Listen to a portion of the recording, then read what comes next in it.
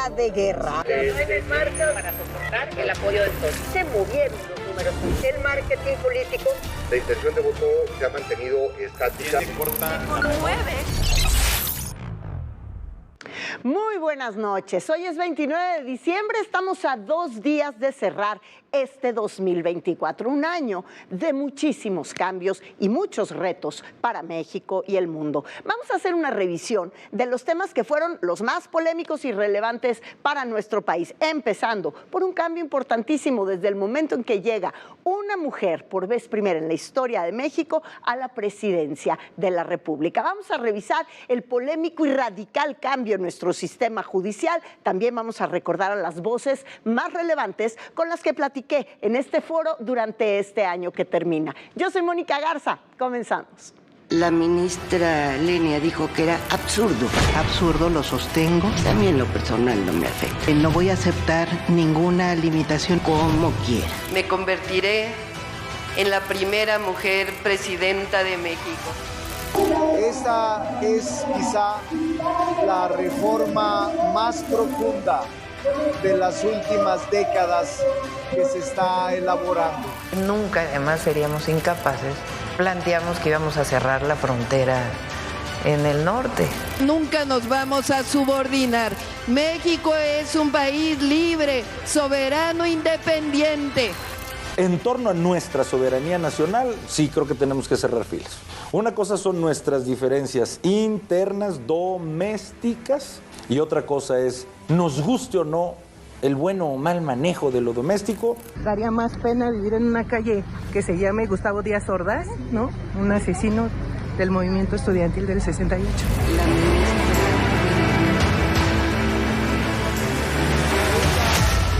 soberanía nacional del movimiento estudiantil del 68.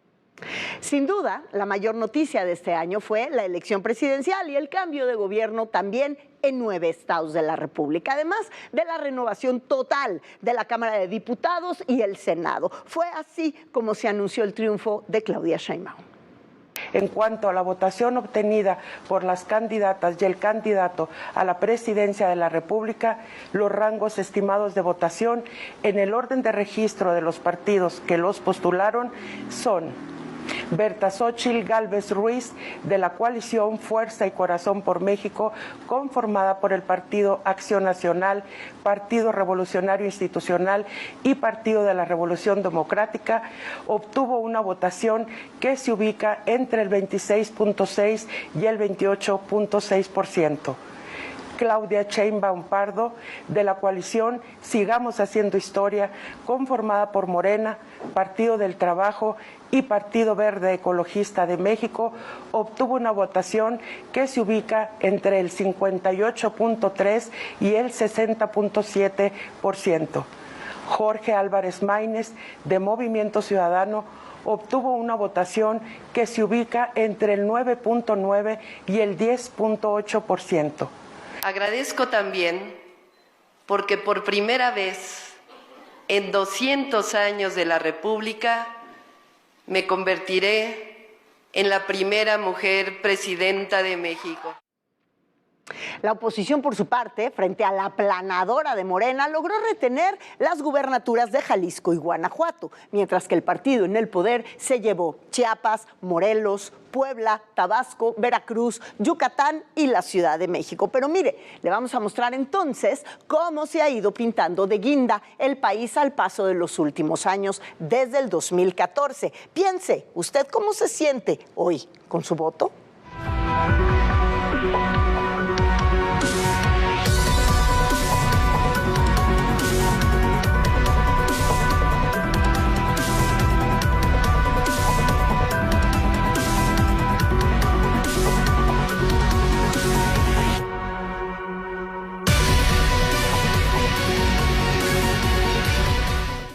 El otro gran evento del año de este 2024 en materia electoral pues fue la sorprendentemente holgada victoria de Donald Trump para la presidencia de los Estados Unidos. Mi compañero Juan Pablo de Leo nos preparó este resumen.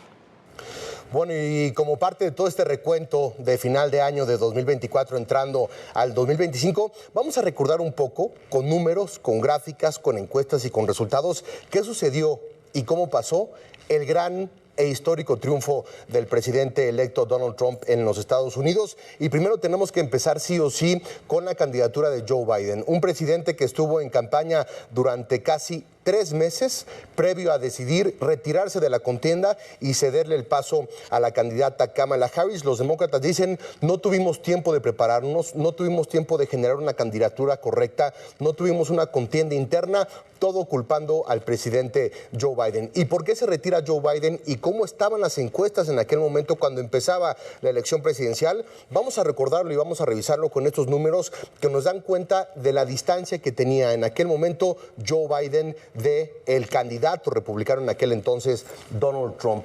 Para todos los que estaban registrados, Donald Trump tiene una ventaja de 4 puntos sobre Joe Biden, 40-44, y para los electores en general tiene una ventaja de 3 puntos. 47% de la intención de voto estaba para Joe Biden, el 50% de la intención de voto estaba Donald Trump. ¿Y esto qué implica? Implicó la necesidad de Joe Biden de retirarse ante una terrible entrevista que tuvo con un medio de comunicación norteamericano, un terrible debate, problemas cognitivos, pero sobre todo esto que estamos viendo, los números y la distancia que Donald Trump comenzaba a tomar en aquel momento. Vamos a revisar la siguiente gráfica que nos va a dar idea y entendimiento del momento en el cual se retira Joe Biden y qué comienza a suceder con Kamala Harris en aquel momento, una candidata que tuvo una salida espectacular, apoyada por toda la maquinaria mediática y de entretenimiento de Hollywood.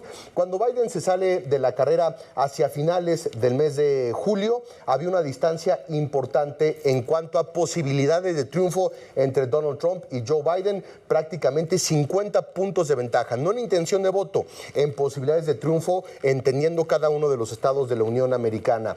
Cuando se sale Joe Biden y Kamala Harris entra a la contienda, esto se revierte y las posibilidades de triunfo al principio de la campaña habían cambiado. Kamala Harris tenía 52% de posibilidades de triunfo contra 48% de posibilidades de Donald Trump. ¿Qué sucede aquí? Es un tema de narrativa y es un tema de percepción de triunfo con el cual inicia Kamala Harris. Sin embargo, a lo largo de la campaña comienzan a haber dificultades y Kamala Harris, después de ese inicio espectacular, comienza a perder apoyo y comienza a perder momento.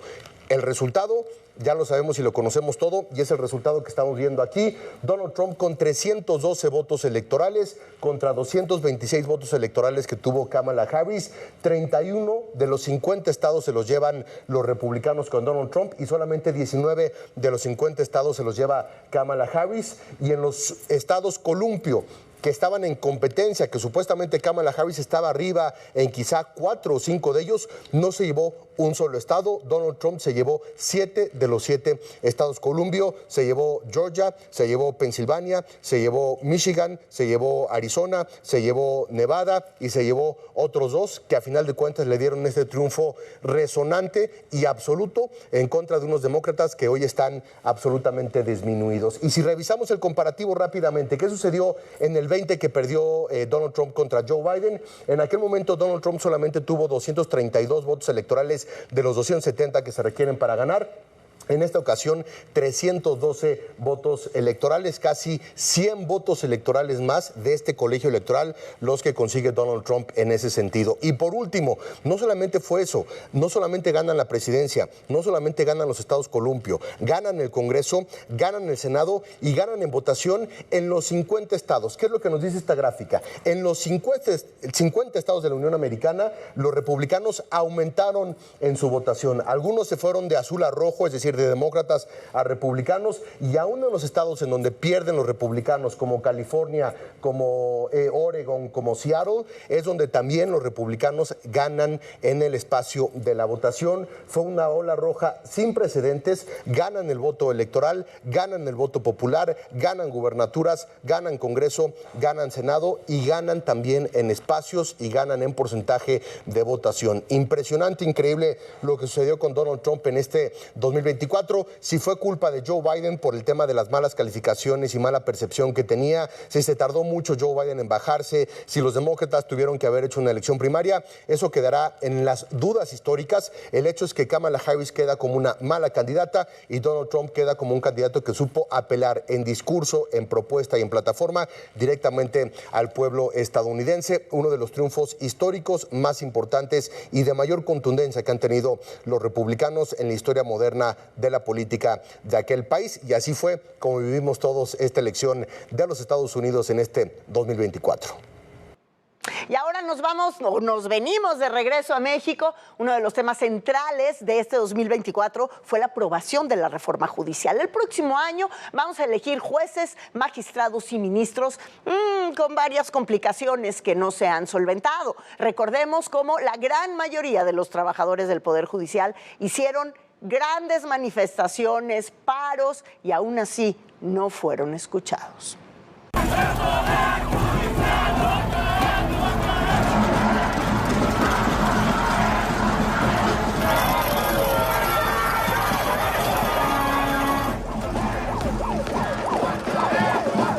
Y para no olvidar, la Cámara de Diputados aprobó la reforma judicial desde un deportivo en la Magdalena Mixhuca, y en el Senado la bancada de Morena consiguió que el senador panista Miguel Ángel Yunes, que era el voto fiel de la balanza, traicionara no solo a sus ideales, sino a su partido político, que eventualmente lo repudiaría desde sus filas. En la decisión más difícil de mi vida, he determinado dar mi voto a favor del dictamen para crear un nuevo modelo de impartición de justicia. Se emitieron 357 votos a favor, 0 abstenciones y 130 votos en contra. Es mayoría calificada, señor presidente.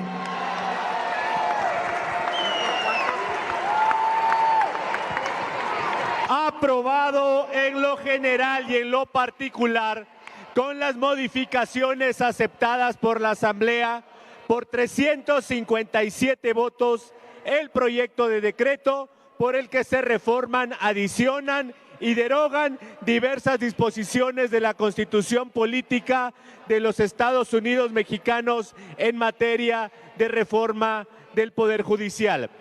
Pasa al Senado de la República para sus efectos constitucionales. Por cierto, el Pleno de la Suprema Corte de Justicia de la Nación tuvo la oportunidad de pausar la reforma judicial, pero el ministro Alberto Pérez Dayán, otro voto que era fiel de la balanza, de último momento cambió su voto, generando un enfrentamiento histórico entre los ministros de la Corte. Pero recordemos el que se dio particularmente entre la presidenta Norma Piña y la ministra aliada de Morena, Lenia Batres. La ministra Lenia dijo que era absurdo. Absurdo, lo sostengo. A mí en lo personal no me afecta. No voy a aceptar ninguna limitación. Como quiera. Respetuosamente siempre, ministro. No siempre ha sido así. ¿Se está desestimando por no lograr los 8 votos? Así es. Y yo veo bien difícil que podamos decir, vamos a hacer una reviviscencia de 8. Ahí es donde se refiere a esta interpretación literal. No es este caso. Usted se inclina porque sea una literalidad como lo establece la Constitución. No, parece que no me escuchó. No, sí le escuché, a lo mejor no se explicó. Y pasemos a los temas relevantes del año en cuanto a seguridad. La noticia que cimbró al mundo entero, no solo a México, fue la detención de Ismael El Mayo Zambada, principal líder del cártel de Sinaloa, quien fue aprehendido en Estados Unidos luego de ser trasladado en un avión del que no se sabe hasta hoy mucho más, y generó un conflicto diplomático con nuestro vecino del norte, los Estados Unidos. ¿Cómo llegó El Mayo Zambada a Estados Unidos? Existen hasta el momento 3 versiones oficiales: capturado o secuestrado. Según la versión del Mayo, el capo habría sido secuestrado con violencia después de haber sido engañado por Joaquín Guzmán López, hijo del Chapo, para que asistiera a una reunión con líderes políticos de Sinaloa a las afueras de Culiacán, refutando algunas versiones de que El Mayo se habría entregado y estaría cooperando con las autoridades estadounidenses. ¿Y qué dice la versión del gobierno de Estados Unidos? El embajador de ese país en México, Ken Salazar, informó que su gobierno no tuvo injerencia en su captura y que incluso se sorprendieron hicieron de la misma. Somos sorprendidos cuando eso pasa. Y recalcó que quien se entregó por voluntad propia fue el hijo del Chapo Guzmán. Joaquín Guzmán voluntariamente se entregó. El Mayo Zambada fue llevado contra su voluntad. Sí, el Mayo lo había llevado así contra su voluntad. Mientras que el gobierno de México ha negado hasta ahora la participación de las Fuerzas Armadas en su detención. No participó el gobierno de México. El avión, de acuerdo con la versión del Mayo Zambada, el avión en el que llegó a los Estados Unidos habría despegado de las cercanías de Culiacán. Sin embargo, la versión del gobierno de México consideró como hipótesis que la aeronave pudiera haber despegado de Sonora. Y no hay que hacer conjeturas. Aunque esto fue descartado por el gobernador del estado. Según el gobierno de Estados Unidos, la aeronave en la que llegó el Mayo Zambada a su territorio sí partió de Sinaloa. El entendimiento de nosotros es que salió el vuelo de Sinaloa. ¿Hubo intervención de Estados Unidos? ¿Qué dice el gobierno de México? El presidente López Obrador pidió al gobierno de Estados Unidos aclarar sobre si la detención del Mayo fue orquestada por el Departamento de Justicia de aquel país, ya que podría haber intereses de por medio, pues para el presidente queda duda si hubo intervención o no de parte de las autoridades norteamericanas. Tienen que aclarar las cosas, qué sucedió. Esta detención, la del Mayo Zambada, generó una violencia que solo ha ido escalando en Sinaloa. Enfrentamientos entre los chapitos y los mayos, dos de los grupos delincuenciales más destacados, digámoslo así, tienen al Estado sometido y de rodillas ante los violentos enfrentamientos que a diario suceden y donde el gobernador Rubén Rocha Moya no ha hecho más que el ridículo con sus declaraciones y sus omisiones sobre todo, hasta que el secretario de Seguridad Ciudadana, Omar García Harfuch, se trasladó al Estado para intentar ordenar el tiradero del gobierno en turno en aquella entidad. Se ha logrado contener porque los enfrentamientos más fuertes no han sido dentro de Culiacán como fue al inicio. Al inicio, si recordamos, donde todo era mucho más en la zona centro. Ahorita los últimos eventos que tuvimos fueron a las afueras de Culiacán. Sin embargo, lo que hemos tenido son delitos como robo de vehículo dentro de la ciudad, que ya también estamos trabajando para trabajar en este delito. Y por supuesto que este año que termina dejó otro lastre en un área especialmente sensible para los mexicanos, que es la de los derechos humanos. Organizaciones civiles, nacionales e internacionales se pronunciaron en protesta de la designación nuevamente de Rosario Piedra Ibarra como la titular de la Comisión Nacional de Derechos Humanos. Otra derrota muy dolorosa de los derechos de los mexicanos, que algunos han decidido traducir en proselitismo y adoctrinamiento en favor de un partido político, y no solo traducirlo, justificarlo. ¿Y quienes pierden? Irremediablemente, por supuesto, son las víctimas, que a estas alturas son muchas. ¿Cómo fue esto? Así. ¿Saben de qué me acordé? De la doctora Marilyn Coate. Fíjense que encontrar usurpación de identidad tal vez es más frecuente de lo que imaginamos.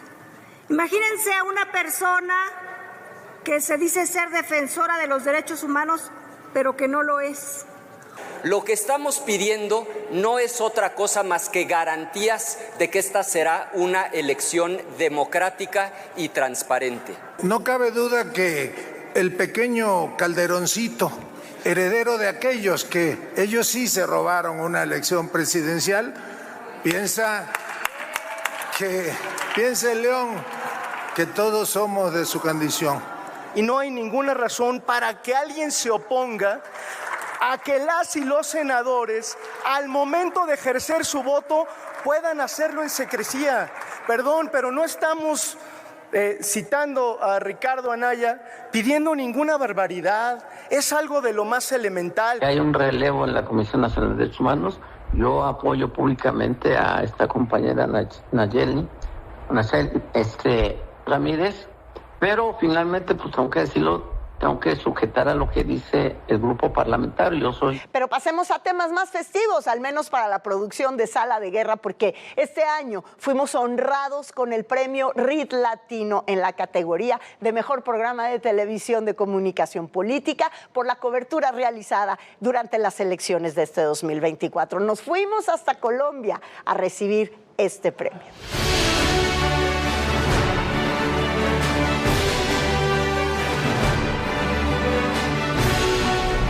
Red Latino son la versión iberoamericana de los premios RIT que existen desde 1980 en Estados Unidos, desde hace 13 años en México, con la intención de premiar a lo mejor de la comunicación política en los distintos países de habla hispana, ¿no? Estoy aquí con ustedes en nombre del alcalde Dumec Turbay Paz, como secretaria de Turismo de Cartagena, agradeciendo especialmente a todos ustedes por estar aquí con nosotros en la ciudad.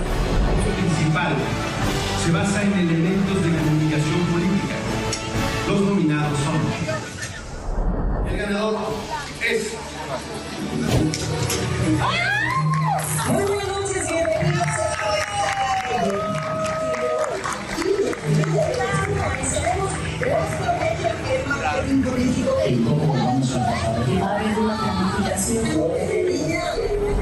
Muchas gracias a Campaigns and Elections, gracias Alex.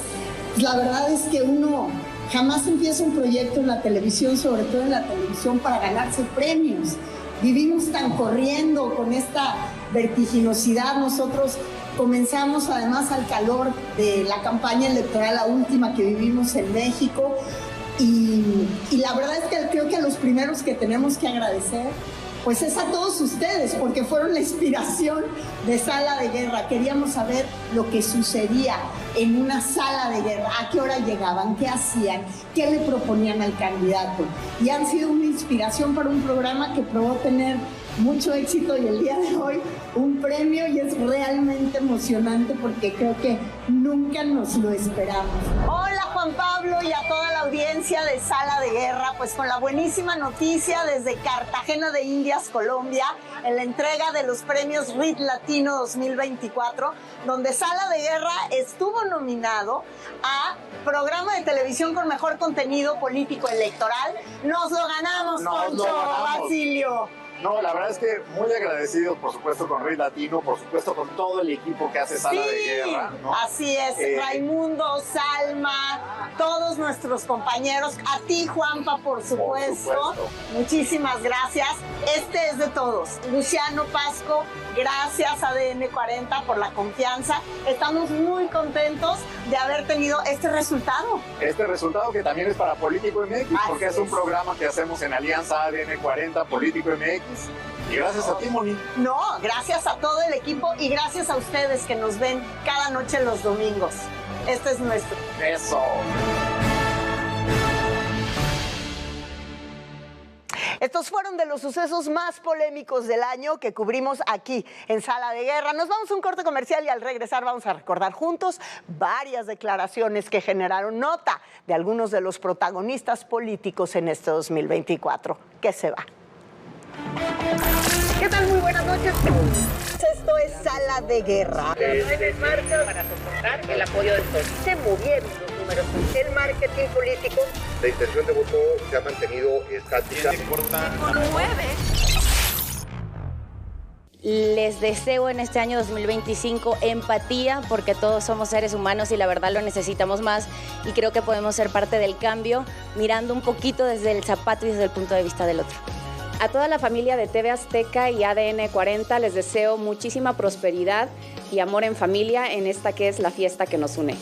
Los sucesos más relevantes del espacio nacional solo pueden ser llevados por dos grandes analistas. Todo personal, con Jorge Fernández. ¿Cómo se llegó a esas conclusiones? Y Viviana Belsazo. Vamos a otro tema. Hoy terminó la convención. Lunes a viernes a las 11 de la noche, hora ADN 40. El throning es una tendencia de citas entre la generación Z, donde las relaciones se buscan más por el lograr beneficios en las redes sociales que por un interés amoroso. Y es que en lugar de buscar conexiones basadas en el amor o la afinidad, las personas que practican el throning buscan colocarse al lado de personas cuya influencia o popularidad pueda contribuir a solidarizar su marca personal. Esta práctica, que tiene matices del cazafortunas del pasado, refleja la importancia que hoy tiene la imagen en redes sociales, especialmente entre las generaciones más jóvenes. Para ADN 40, Fuerza Informativa Azteca. Las noticias no paran y tú tampoco. Por eso siempre encontramos la manera de informarte en donde estés. Análisis y coberturas de los eventos más importantes en México, el mundo, tu colonia y chance hasta tu calle. Toda la información cuando quieras, donde quieras. Somos ADN 40. ¿Por qué a veces te despiertas a las 3 de la mañana? Despertarse en la madrugada y tener problemas para volver a dormir es una situación molesta para muchas personas. Este trastorno en el sueño puede ocurrir entre las 3 y las 5 de la mañana y tiene una explicación científica. Según los expertos, tiene que ver con una baja de niveles de azúcar en sangre. El descenso de la glucosa provoca la liberación de hormonas del estrés, mayor cortisol y el aumento de la adrenalina.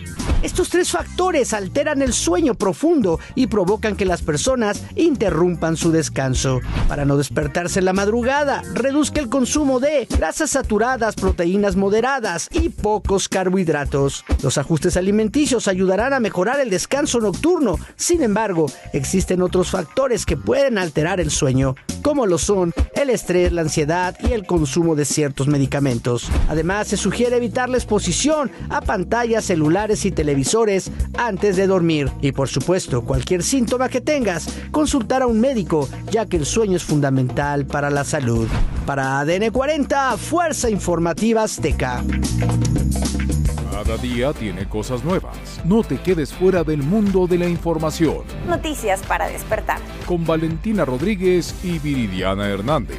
Es importante que conozca el estado de las líneas del metro capitalino. Lunes a viernes a las 5:30 de la mañana. Por ADN 40. Siempre conmigo.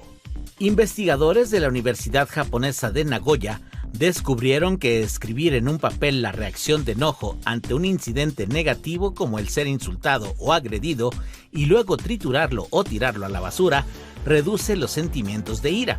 Nobuyuki Kawai, especialista en psicología, cognición y neurociencia y autor principal de la investigación, destacó que esperaban que este método de escribir y eliminar lo escrito suprimiera la ira hasta cierto punto, pero descubrieron que el enojo se elimina casi por completo.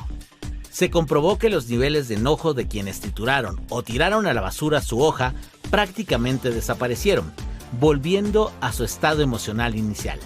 En cambio, aquellos que se quedaron con una copia de su escrito solo experimentaron una pequeña disminución en su enojo general. Aprender a controlar los sentimientos de enojo e ira puede reducir las consecuencias negativas en nuestra vida personal y laboral, y este método para dos palomitas. ADN 40, la central de noticias más relevante de México, está en tu WhatsApp. Ya sabes, como siempre, en todas partes. Escanea este código QR y únete a la comunidad más actualizada.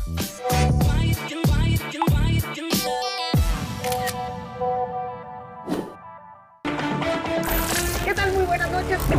Esto es Sala de Guerra. El 9 de marzo para soportar el apoyo del PRI. Se movieron los números. El marketing político. La intención de voto se ha mantenido estática. Sala de Guerra inició en marzo de 2024 para cubrir las elecciones de nuestro país y rápidamente nos convertimos en un espacio donde las principales voces de la política mexicana tuvieron oportunidad de expresarse. En agosto pasado entrevisté a Manlio Fabio Beltrones, entonces senador electo, quien encabezaba un movimiento para evitar la reelección de Alejandro Alito Moreno al frente del Partido Revolucionario Institucional. Y mire lo que me dijo en aquel momento. ¿Cuántos sexenios, cuántas campañas, cuántos cambios de dirigencia has vivido tú? Y si es para ti el peor escenario de tu partido. Bueno, nunca hay escenarios perfectos. Siempre hay dificultades después de una elección, sobre todo cuando ganas o cuando pierdes. Y es la hora de reflexión y de hacer que las cosas cambien, para buscar que también las cosas buenas sucedan. Los partidos políticos tienen sus ciclos. El problema en los partidos políticos es cuando no se identifica bien que ese ciclo se terminó y que se tiene que iniciar otro, que eso es lo que está pasando con el PRI. Y es lo que estamos denunciando en el PRI, una reelección con la cual se busca enfrentar una mala posición de un partido político. Si le ha estado yendo mal al PRI, la solución no es la reelección. La solución es la reflexión y el cambio. Pero si queremos tener los mismos resultados, pues seguimos con los mismos dirigentes. Eso es lo que nosotros, varios expresidentes del PRI y cuadros políticos importantes, hemos estado impugnando ante el INE y ante el Tribunal Electoral. ¿Has pensado en abandonar el PRI? Nunca lo he pensado. Por eso he permanecido tanto tiempo aquí. Ha habido retos distintos, pero la manera como los encaro no es rehuyendo, sino encarándolos, enfrentándolos. Y esta no será la última ocasión. Yo seguiré insistiendo en que eso es lo menos conveniente para el PRI, porque en el PRI hoy en día, Mónica, hay más deserciones, expulsiones que inscripciones. Es realmente ridículo. Hay más priistas fuera del PRI que dentro del PRI. Por eso es necesario que cambie esto y que le demos un aire fresco a un partido de más de 90 años.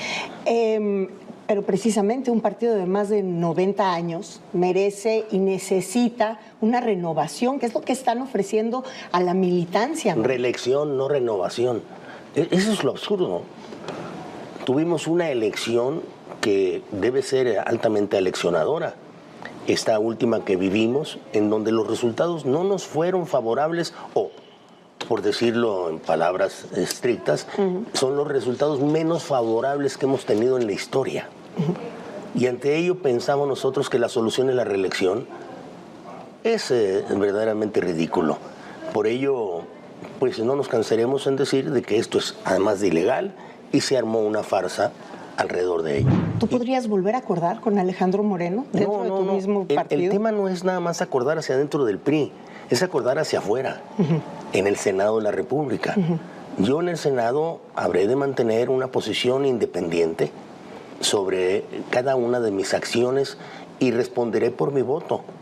Lo que crea yo que es necesario apoyar, lo haré, y lo que crea que no, votaré en contra, pero no iré en un voto de grupo ciego. O sea, no vas a participar en un voto con tu partido o por tu partido. Ciego no. Si lo reflexionamos y sabemos qué es lo mejor que puede suceder, con mucho gusto, pero si lo reflexionamos y se quiere imponer, aunque no sea lo mejor, yo votaría en contra. Bueno, 2 días después de esta entrevista, intentaron expulsar al senador Beltrones del Partido Revolucionario Institucional, una acción promovida, por supuesto, por el grupo de priistas que apoyaron la reelección de Alejandro Moreno. Actualmente, Manlio Fabio Beltrones vota como senador sin partido en la Cámara. Y la también priista Beatriz Paredes estuvo en este foro en septiembre pasado, donde anunció su retiro parcial de la vida pública y habló del olor a autoritarismo en la actual administración y, por supuesto, sobre las heridas a la libertad de expresión. Así lo dijo. Mónica, pues para mí es un gusto, sabes lo que te aprecio, lo que te quiero, lo que he querido a tu familia. Así es que es muy simbólico para mí, ahora prácticamente en mi primer día de ex senadora de la República, estar dialogando contigo. Y hablando de simbolismos, simbólico el discurso, el último discurso que diste en tribuna en el Senado, pero te referiste de manera que genera preocupación sobre lo que pusiste sobre la mesa de lo que le puede esperar a México, haciendo un llamado, además tú, a los nuevos legisladores a no trastocar la democracia del país. Pues fíjate que tuve oportunidad, como lo dije en ese discurso, que fue el de cierre de la legislatura en la comisión permanente, de hablar a nombre de los grupos parlamentarios del PRI. Los compañeros diputados me dieron también esa distinción y mis colegas senadores, y señalé que yo había tenido el privilegio de formar parte de la primera legislatura de la reforma política, de la 51, la reforma política que se hizo en el régimen de José López Portillo, impulsada por el licenciado Reyes Heroles, y que había convivido con grandes demócratas de la izquierda, con grandes demócratas de el Partido Acción Nacional también y de nuestra propia organización, y que estaba preocupada porque lo que observaba en México tenía atisbos de autoritarismo, y que los exhortaba a que fueran fieles a esta tradición de lucha democrática que se reflejó en esa 51 legislatura, y que los exhortaba a que fueran respetuosos de esa trayectoria y que no se cancelara la evolución democrática en el país. ¿Qué hay en tu apetito personal políticamente hablando el día de hoy? Un enorme deseo de que a México le vaya bien. Pero ¿y a Beatriz? ¿Qué viene para Beatriz? Una etapa de recuperar mi perfil literario, mi perfil musical, una etapa de seguir participando políticamente desde la trinchera del análisis, de la observación. No tengo interés en una participación partidista en esta etapa de mi vida. ¿Te vas a retirar? No, pero la política no solo se hace en los partidos, Mónica. La política se hace todos los días. La política se hace opinando, reflexionando, aconsejando, o desde la academia, Beatriz. Estás en la academia el día de hoy. Y desde luego. Pero yo he dado clases muchos años de mi vida, Mónica. Seguiré con ese perfil y voy a escribir. Siempre he querido hacer literatura, voy a hacer literatura, no solo ensayo político. Entonces, en esas ando. ¿Ese es el mayor riesgo que tú ves para la democracia en este país? No. ¿Cuál es? Ese es que se están tomando decisiones para debilitar la República Federal con división de poderes. Y veo que en algunos casos hay cierta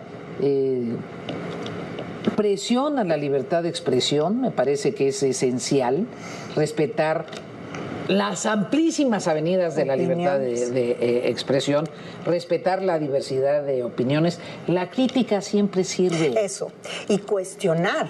No se puede lastimar a un periodismo porque investigue y cuestione. La crítica es nuestra chamba.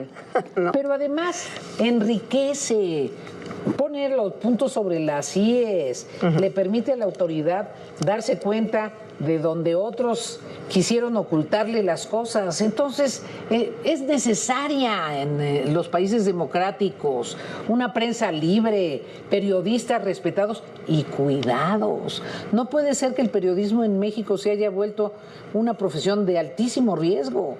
Entonces, creo que es el fallo del INE en torno a la sobrerepresentación. Perdóname, es una mancha en la trayectoria de esa institución y de esos consejeros que difícilmente se van a quitar en su biografía. En octubre pasado también platiqué aquí con Roberto Gil Suart, quien compite ahora mismo para ser ministro de la Suprema Corte en la elección que se va a llevar a cabo el próximo año. Pero en su caso explicó que lo hace con un objetivo muy particular. Escuchemos.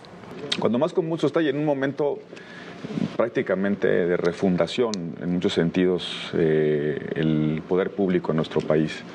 Y no para bien. Yo creo que lo que está sucediendo en el Poder Judicial es una destrucción de uno de los pilares fundamentales de México, de la República. Esta reforma no es la reforma correcta, la que México necesita. La gran pregunta que nos tenemos que hacer los demócratas es qué hacemos frente al hecho consumado de que esta reforma sea prácticamente una realidad. Yo comparto y me solidarizo con la defensa que están haciendo los jueces, magistrados, las personas juzgadoras. Creo que tienen razón las impugnaciones que se han presentado, las acciones de inconstitucionalidad y algunas controversias en la Corte.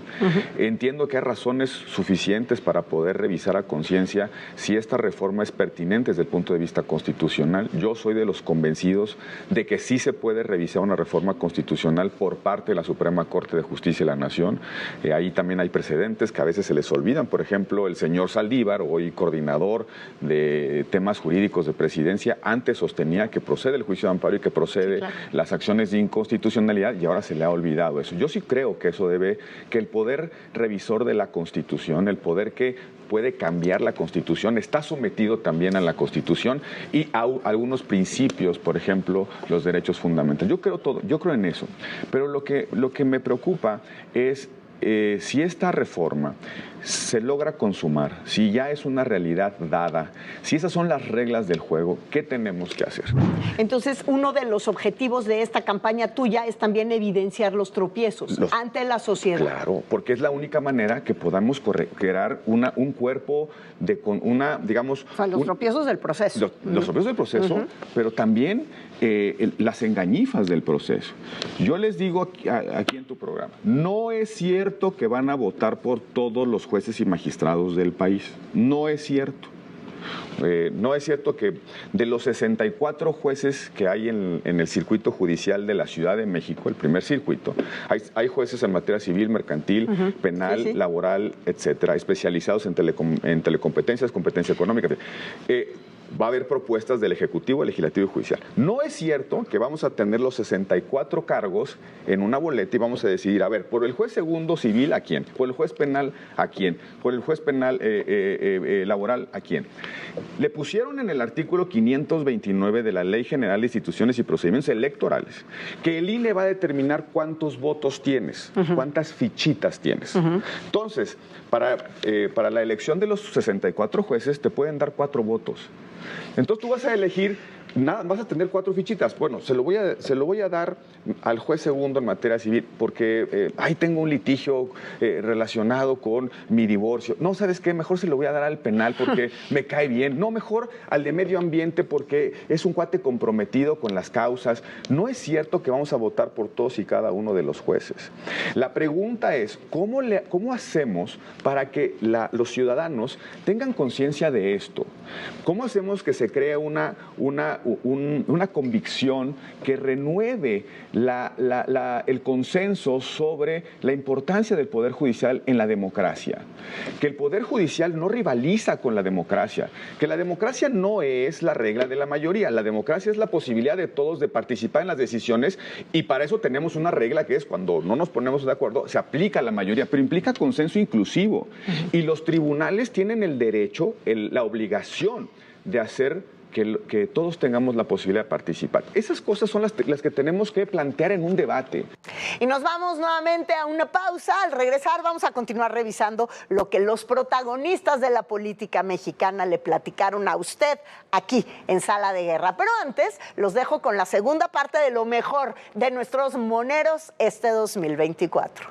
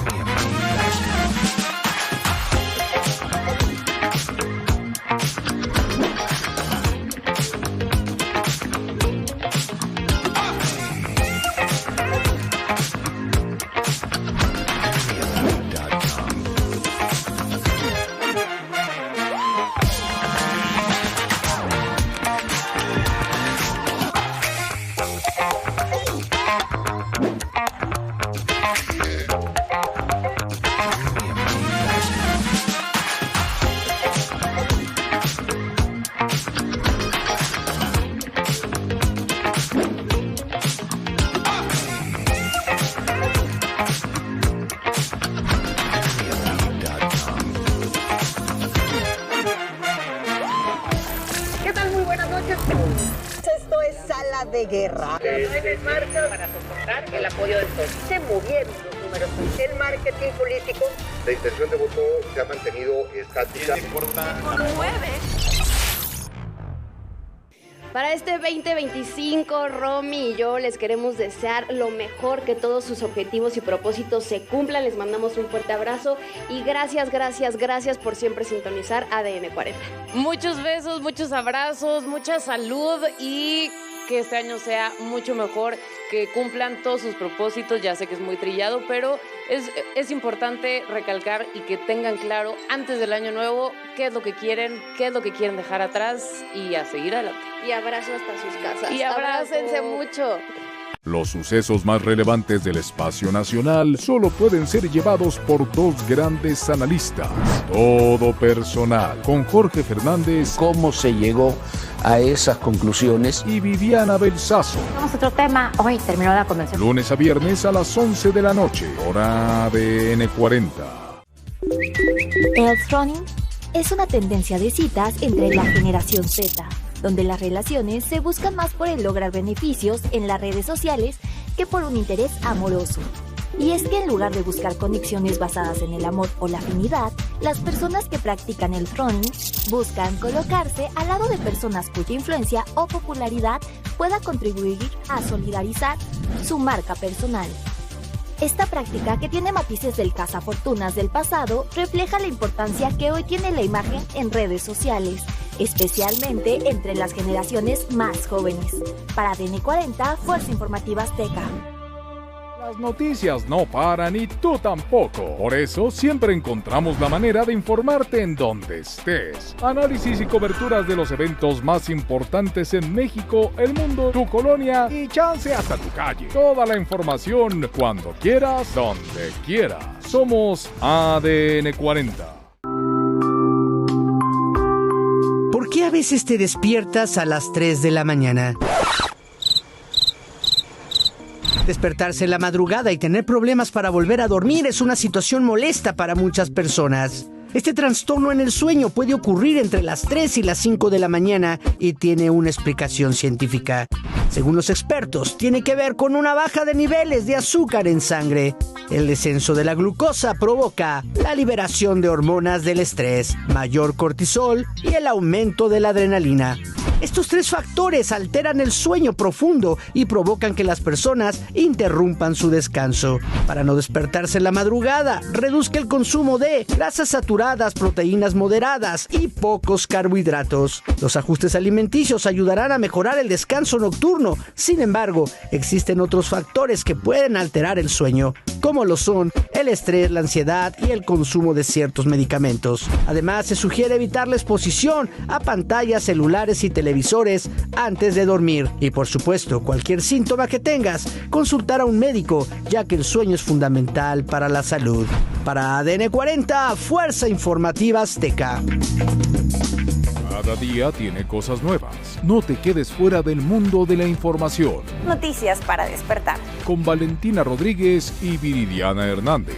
Es importante que conozca el estado de las líneas del metro capitalino. Lunes a viernes a las 5:30 de la mañana. Por ADN 40. Siempre conmigo.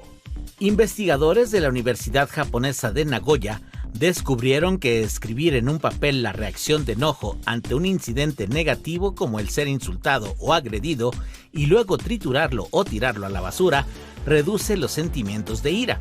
Nobuyuki Kawai, especialista en psicología, cognición y neurociencia y autor principal de la investigación, destacó que esperaban que este método de escribir y eliminar lo escrito suprimiera la ira hasta cierto punto, pero descubrieron que el enojo se elimina casi por completo. Se comprobó que los niveles de enojo de quienes trituraron o tiraron a la basura su hoja prácticamente desaparecieron, volviendo a su estado emocional inicial. En cambio, aquellos que se quedaron con una copia de su escrito solo experimentaron una pequeña disminución en su enojo general. Aprender a controlar los sentimientos de enojo e ira puede reducir las consecuencias negativas en nuestra vida personal y laboral, y este método para Esto es sala de guerra. En marcha para soportar el apoyo del todos. Se movieron los números. El marketing político. La intención de voto se ha mantenido estática. Gracias por continuar con nosotros y seguimos con nuestro recuento. En septiembre pasado estuvo aquí el senador Ricardo Anaya, quien regresó a la vida política de México y por supuesto a su partido Acción Nacional durante el proceso electoral, pues después de haber vivido en los Estados Unidos durante prácticamente todo el sexenio pasado. Fue su primera entrevista larga, así lo recibimos. Mira, Te decía yo que sentimientos encontrados, Mónica, porque en lo personal, en lo familiar, pues es una felicidad inmensa. Nadie se va de su país por gusto. Para nosotros estar de regreso es una cosa extraordinaria. Entonces, pues sí, en el plano personal y familiar estoy muy feliz, muy contento. Mi esposa está muy contenta, mis hijos están encantados. Déjame pararme ahí. No debe de ser fácil, sobre todo para tu hijo mayor, que tiene ya 16 años, ser hijo de Ricardo Anaya y leer todo lo que hay en los medios y en el historial de lo que se cuenta, de los motivos por los cuales ustedes tuvieron que dejar el país. Mira, fue muy duro, fue una enorme injusticia. Yo he dicho y lo reitero, claro que quiero que haya una reforma al Poder Judicial, porque yo mismo fui víctima de los atropellos del poder. Es decir, mi asunto, a pesar de que no tenía ni pies ni cabeza, lo turnaron a un juez de consigna que tenía la instrucción de meterme a la cárcel. Lo tengo clarísimo. Y tuvimos que estar fuera. Afortunadamente, las cosas caen por su propio peso. Todo se terminó entendiendo, la Sala Superior del Tribunal me dio la razón y por eso yo pude regresar. Jamás tuve una orden de aprehensión, ¿Un amparo? Nunca pedí un amparo, ¿no? Jamás pedí un amparo, no, porque eran tan absurdas las acusaciones que fue simplemente cuestión de tiempo para que pudiéramos aportar las pruebas y las acusaciones cayeran por su propio peso. Pero mira, te voy a decir algo, sí fue muy duro al principio tener que dejar el país, porque nadie se va por gusto. Pero si quienes me hicieron eso piensan que me lastimaron, pues les tengo noticias, porque la verdad es que sin querer me dieron 3 fantásticos regalos. El primero, la relación con mi esposa, Mónica, está mejor que nunca, porque en esas circunstancias, cuando estás solo con tu pareja, pues o la relación quiebra o la relación solda, y la nuestra soldó. La segunda, mis hijos, que es lo que tú ahorita decías, porque yo no habría tenido la sabiduría de dedicarme 3 años a ser papá de tiempo completo y además en la mejor edad en la que lo pude haber hecho. El grande acaba de cumplir 16 años. Entonces tú sabes lo que fue de los 13 a los 16. La chiquita cuando salimos tenía 9 años, el de en medio 11. Entonces fue una etapa que con mis hijos fue verdaderamente maravillosa. Yo le doy gracias a la vida el poder haber estado con ellos de tiempo completo. Y la tercera, conocer a los verdaderos amigos, porque yo me acuerdo cuando el PAN era muy exitoso, acuérdate, mi dirigencia fue la dirigencia más exitosa en la historia del partido, ganando gubernaturas. Ganamos 11 gubernaturas cuando yo era el presidente del partido. 1/3 de los gobernadores del país eran del PAN. Hombre, a mí me salían amigos hasta por abajo de las piedras, pero cuando estuve abajo, cuando estuve en el exilio, cuando estuve pisoteado, muchos de los que antes te contestaban ya ni un mensaje te responden. La oposición está diezmada, está lastimada, está disminuida. Hay que reconocerlo. Y entonces lo que toca es ponerse a trabajar, resistir, reconstruir, y en eso va a estar mi empeño. Tú dijiste hace unos días, ahorita que hablabas de amigos, de quiénes son los verdaderos amigos, la palabra traición ha sido la que más ha estado sobre la mesa esta semana, particularmente en los partidos de oposición, y claro que me refiero a padre e hijo Yunes en lo ocurrido con su voto en favor de la reforma judicial. Tú dijiste hace unos días que sería incapaz Miguel Ángel Yunes de traicionar al PAN, y quien así lo dijera es porque no lo conocía en realidad. Entonces, ¿tú tampoco lo conocías en realidad? Pues por lo visto no, lo tengo que reconocer. Mira, tengo la conciencia tranquila, Mónica, porque hasta el último minuto hice todo lo que pude por convencerlos de no dar ese voto. Él dijo que había hablado contigo la noche anterior al día de la votación. Y no porque él me haya buscado a mí, porque yo lo estuve, perdón por la palabra, pero jode y jode por mensajes, llamadas, pidiéndoles que lo reconsideraran. Pues mira, una llamada cordial, me escucharon, tuve la oportunidad de dar las razones por las que yo creía que esto era gravísimo.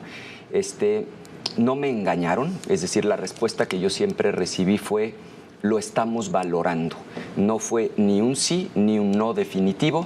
Pero tú eres un viejo lobo de mar, ya sabías que el voto entonces no iba a venir en favor de lo que ustedes estaban peleando. A esas alturas, la realidad es que ya estábamos todos muy preocupados. En noviembre pasado tuve la oportunidad de platicar aquí, en esta sala, con Monseñor Francisco Javier Acero, obispo auxiliar de la Arquidiócesis de México, quien habló de manera contundente sobre el crecimiento de la violencia en contra de sacerdotes en nuestro país. Hoy estamos hablando del sacerdocio, o más bien la delincuencia organizada toma como blanco al sacerdocio mexicano. Pues estamos hablando desde el 2018 de más o menos como 10 sacerdotes, si muy bien lo has dicho tú, es una preocupación. Los sacerdotes, tú sabes que ejercen su labor en diversos lugares de toda la República. Y alejados. Y están alejados, con gente en periferias. Y bueno, pues como Iglesia Católica estamos ahí y sabemos cosas, ¿no? Y a veces la verdad realmente nos hace libres, pero también a la verdad se le persigue. Y molesta. Ese es el problema que traemos. ¿Y desde cuándo ha surgido todo esto? Pues nosotros llevamos diciéndolo sobre todo desde la muerte de los dos jesuitas, Javier y Joaquín, en Chihuahua, ahí con las comunidades de la Tarahumara. Esto está sucediendo. Y ya no es solamente ahí, sino es a lo largo de todo el país. Más no son solamente los sacerdotes los que han muerto, sino también sacerdotes amenazados, extorsionados, diócesis también en donde pues hay peligro para atender a la gente. Están amenazados algunos de los sacerdotes, sobre todo en las zonas más calientes, o digamos en las zonas rojas, para el ejercicio del sacerdocio en este momento. Sí, cuando se amenaza, al final el obispo lo que hace es cambiarlo. Han cambiado a muchos sacerdotes ya. ¿Están en ese ejercicio en este momento? ¿Más o menos cuántos sacerdotes no han te podría cambiado? decir porque es un número inmenso, ¿no? Y cada diócesis, y además no es solo las diócesis, sino también las órdenes religiosas.